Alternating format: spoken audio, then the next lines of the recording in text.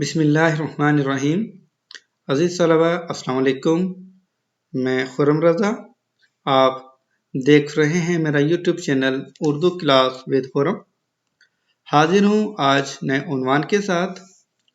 آج کا ہمارا عنوان 11ویں جماعت کی گلزار اردو سے مجبوریاں ایک نثری مزاح ہے جس کے مصنف ہیں شفیق الرحمان۔ مزاح کہتے ہیں یا مزاح کی تعریف، مزاح زندگی کی ناہمواریوں کے اس ہمدردانہ شعور کا نام ہے جس کا فنکارانہ اظہار ہو جائے۔ یہ تھی مزاح کی تعریف۔ آج اس سبق کی یا اس نثری مزاح کی ہم مکمل مشق انشاءاللہ العزیز ہم سیکھیں گے، جس میں آج پڑھیں گے مصنف کا تعارف، سوالات کے جوابات، الفاظ کی واحد اور جمع، عبارت کی تشریح اور MCQs۔ یہ تمام عنوانات انشاءاللہ العزیز اس لیکچر میں ہم کور کریں گے۔ آگے بڑھنے سے پہلے جو طلبہ یا وہ دوست میرے اس چینل پر نئے ہیں، ان سے گزارش ہے کہ میرا channel Urdu class with Khurram subscribe کر لیجئے اور ساتھ میں لگے بیل آئیکن کے بٹن کو پریس کرنا نہ بھولیے تاکہ ہماری نئے آنے والی ویڈیو آپ تک وقتاً فوقتاً پہنچتی رہے اور آپ ان سے مستفید ہوتے رہیں۔ بڑھتے ہیں اپنے لیکچر کی طرف۔ کتاب سے لیا گیا اسکرین شاٹ آپ کی اسکرین پر موجود ہے۔ یہ وہ سبق ہے جس کی مشق ہم ابھی سیکھنے جا رہے ہیں۔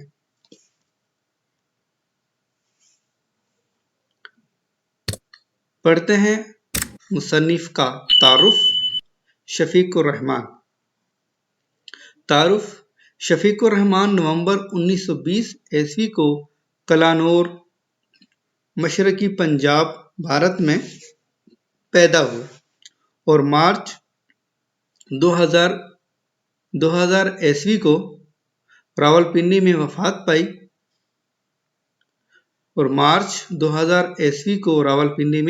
وفات پائی۔ ان کے والد کا نام عبد الرحمان تھا۔ وہ بنیادی طور پر مزاح نگار کے طور پر جانے جاتے تھے۔ انہوں نے MBBS پنجاب، DPH ایڈنبرا برطانیہ، DTM&H London, fellow of فزیشینز and surgeon Pakistan سے حاصل کی۔ یہ تمام ان میں سے کچھ ڈگریاں ہیں اور کچھ ڈپلوما جو انہوں نے پاکستان اور برطانیہ سے حاصل کیے۔ آزادی کے بعد پاکستان آرمی کی طرف سے ایڈنبرا اور لندن یونیورسٹیوں میں اعلیٰ تعلیم کے حصول کے لیے بھیج دیا گیا۔ تصانیف ہیں ان کی: کرنیں، شگوفے، لہریں، مد و جزر، پرواز، پچھتاوے، حماقتیں اور مزید حماقتیں۔ یہ تھا مصنف کا تعارف۔ بڑھتے ہیں اپنے اگلے سوال کی طرف۔ سوال نمبر 1، درجہ ذیل سوالات کے جواب دیجیے۔ جز الف ہے، موٹر ورکشاپ کا مالک اپنی کس عادت سے مجبور تھا؟ جواب ہے، موٹر ورکشاپ کے مالک کی مدت سے موٹروں کا کام کرتے کرتے یہ عادت بن گئی تھی کہ وہ عام زندگی میں بھی ان الفاظ کا استعمال کر جاتے تھے جو ورکشاپ پر کام کرنے کے دوران اکثر بولے جاتے ہوں۔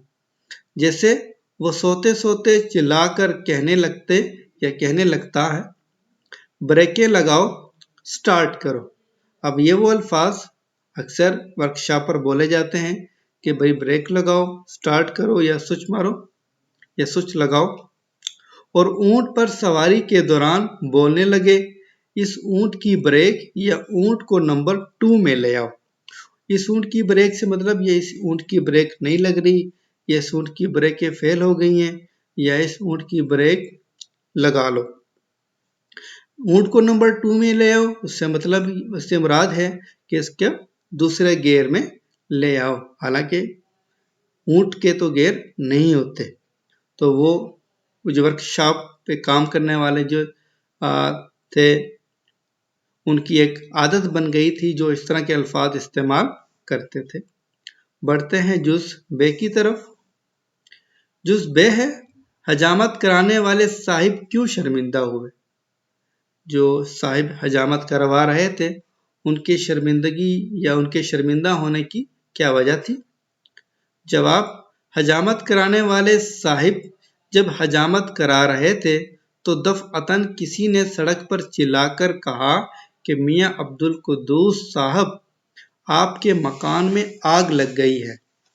वो साहब सुनते ही तड़प कर उठे, हजाम को पीछे धकेला, साबुन का झाग एक और साहब पर फेंका, सड़क पर दो चारों से टकराकर कुछ दूर जाके रुक गए और सर खुजाते हुए शर्मिंदा होकर बोले, भला मेरा नाम अब्दुल कुद्दूस कहाँ। ये था जुज़ बे। बढ़ते हैं अगले जुज़ की तरफ। जुज़ जीम है, फिलासफर के खत से उनकी कौन सी आदत जाहिर होती है। वो फिलासफर जिन्होंने खत लिखा था किताब के हवाले से, फिलासफर के खत से उनकी ये आदत जाहिर होती है कि वो ढीठ किस्म के आदमी थे।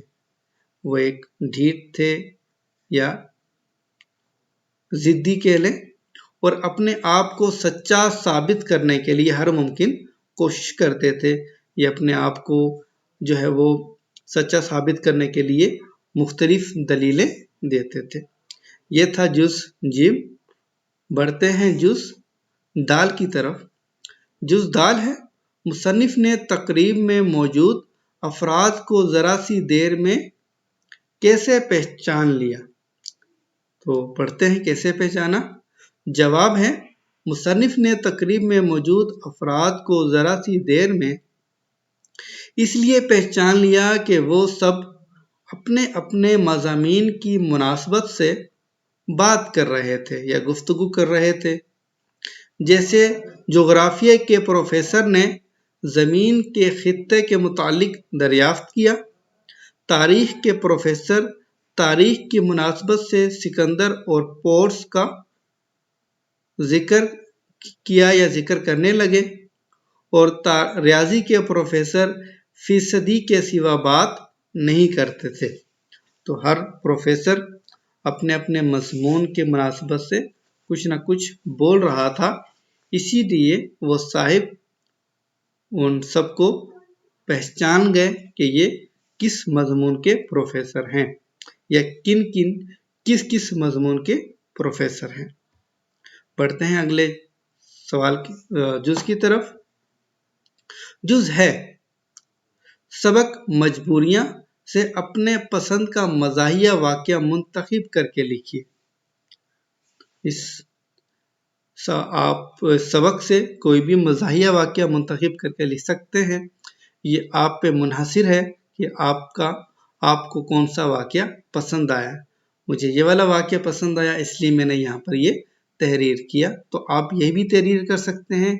इसके अलावा जो आपको पसंद आए वो आप तहरीर कर सकते हैं।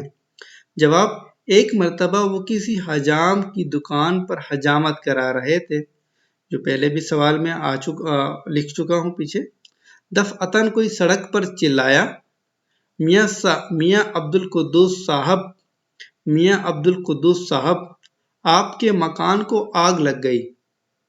वो तड़प कर उठे, हजाम को परे धकेला, गले का सफ़ेद कपड़ा एक तरफ दे मारा, साबुन का झाग और एक और साहब पर फेंका, दो गाहकों से बुरी तरह टकराए, सड़क पर कूदे, फिसले, गिरे, फिर उठे, एक दही बड़े वाले से टकराए, उछल कर भागे, कुछ दूर जाकर रुक गए और सर खुजाने लगे, फिर शर्मिंदा होकर बोले, उफ, मैं भी क्या हूँ, भला मेरा नाम अब्दुल कुद्दूस कहाँ।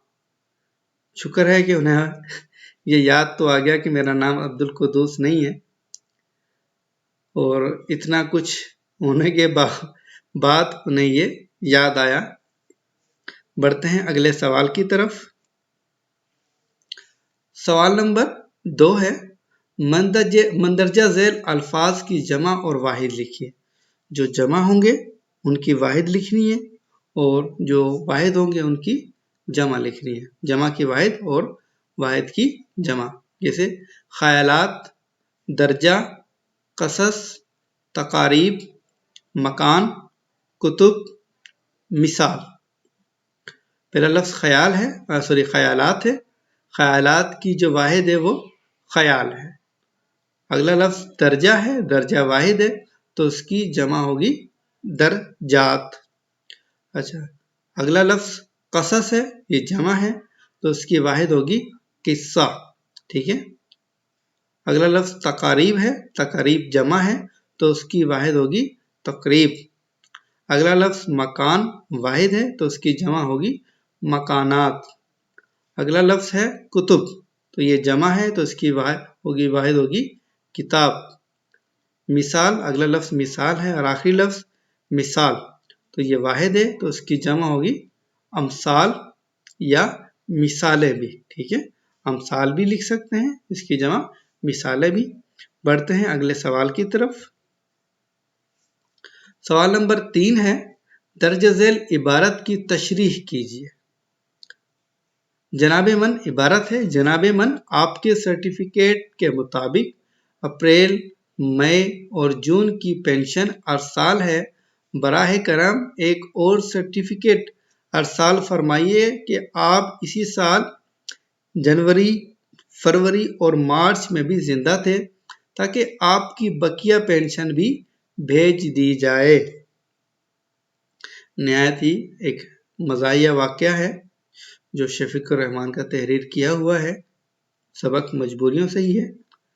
حوالہ، درج بالا عبارت ہمارے نصاب میں شامل سبق مجبوریاں سے لی گئی ہے، جو شفیق الرحمان کی تصنیف پرواز سے ماخوذ ہے۔ شفیق الرحمان ایک بلند پایہ مزاح نگار ہیں، جن کا شمار اردو کے نامور مزاح نگاروں میں ہوتا ہے۔ یہ تھا حوالہ۔ بڑھتے ہیں تشریح کی طرف۔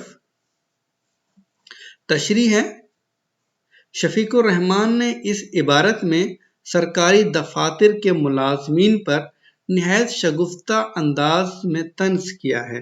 شگفتہ انداز میں کہہ لیں یا ہلکے انداز میں کہہ لیں، یا جو ہے وہ ہنستے ہنساتے کہہ لیں کہ جو ملازمین ہیں سرکاری دفاتر کے، ان پر طنز کیا ہے یا ان کی خامی بتائی ہے کہ جب اس معمر شخص، معمر کا مطلب عمر رسیدہ، زیادہ عمر والا یا بوڑھا، عام الفاظ میں کہہ لیں، معمر شخص نے اپنی 6 ماہ کی پینشن جنوری تا جون بند ہونے پر بالا افسران کو شکایتی خط لکھا، ٹھیک ہے، شکایت کی اپنی پینشن کے حوالے سے، اور انہوں نے جواب میں لکھا کہ کاغذات کے مطابق کئی ماہ سے تمہارا انتقال ہو چکا ہے، ٹھیک ہے۔ وہاں سے جواب آیا کہ کئی ماہ سے تمہارا انتقال ہو چکا ہے کاغذات کے مطابق، اس لیے تمہاری پینشن بند کر دی گئی ہے۔ وہ معمر شخص بڑا حیران ہوتا ہے اور لکھتا ہے کہ میں ابھی حیات ہوں، میں بھی زندہ ہوں، بھائی آپ لوگوں نے میری پینشن کیوں بند کر دی، ٹھیک ہے۔ جواب آتا ہے کہ آپ ضلع کمشنر سے ایک سرٹیفکیٹ بنوا کر بھیج دیں جس سے تصدیق ہو سکے کہ آپ حیات ہیں۔ کمشنر صاحب ان کی اس نادانی پر ہنستے ہیں، ٹھیک ہے، افسران کی نادانی پر یا حماقت پر ہنستے ہیں اور لکھ دیتے ہیں کہ میں ان صاحب کو اپریل سے دیکھ رہا ہوں، اور نیچے رواں ماہ کی تاریخ ڈال دیتے ہیں۔ ظاہر سی بات ہے، جو مہینہ چل رہا ہوتا ہے اسی کی جو تاریخ ہوتی ہے وہ ڈال دیتے ہیں۔ رواں مطلب کہ چلتا جو مہینہ چل رہا ہوتا ہے۔ سرٹیفکیٹ ملنے کے بعد سرکاری دفتر کے ملازم سرٹیفکیٹ میں ذکر شدہ ماہ، مطلب کہ جیسے انہوں نے ذکر کیا کہ میں اپریل سے دیکھ رہا ہوں، تو پھر وہ माह से यानी अप्रैल, मई और जून की पेंशन भेज देते हैं। ठीक है, अप्रैल, मई और जून की पेंशन भेज देते हैं। कहते हैं कि जनवरी, फरवरी और मार्च की पेंशन के लिए एक और सर्टिफिकेट बनवा कर भेज दीजिए ताकि हमें पता चले कि आप इन महीनों में भी हयात थे। लो जी, तो वो इन महीनों में हयात थे, तो अब जब तक वो सर्टिफिकेट बनवाकर नहीं भेजते तो उन्हें उनकी पेंशन बहाल नहीं होती या उनकी पेंशन नहीं मिलती। ये थी इबारत की तशरीह। बढ़ते हैं अगले सवाल की तरफ। सवाल नंबर 4 है, दुरुस्त जवाब पर निशान लगाइए। ऊंट में नहीं होते। क्या गैर नहीं होते ऊंट में? बच्चों को तालीम देने के वास्ते उस्ताद लेकर आए। खरगोश। अगर एक दिन में एक कमरा 10 आदमी बना सकते हैं तो वही कमरा 1 घंटे में बना सकते हैं 240 आदमी। कमिश्नर ने लिख दिया क्या? सर्टिफिकेट। कुतुब फरोश को खत लिखा था। किसने? फिलासफर ने। तो आज का हमारा लेक्चर यहाँ पर ख़त्म हुआ। उम्मीद है कि आपको ये हमारी वीडियो पसंद आएगी। अगर आपको ये हमारी वीडियो पसंद आए, लाइक कीजिएगा, कमेंट कीजिएगा और शेयर कीजिएगा। आपकी कीमती आरा हम तक पहुँच रही है, जिन्हें पढ़कर निहायत खुशी होती है। अगर आप किसी उन्वान पर कोई लेक्चर बनवाना चाहते हैं तो आप कमेंट में हमारे साथ शेयर करें ताकि आपके उन्वान के मुताबिक हम लेक्चर अपलोड कर सकें। शुक्रिया।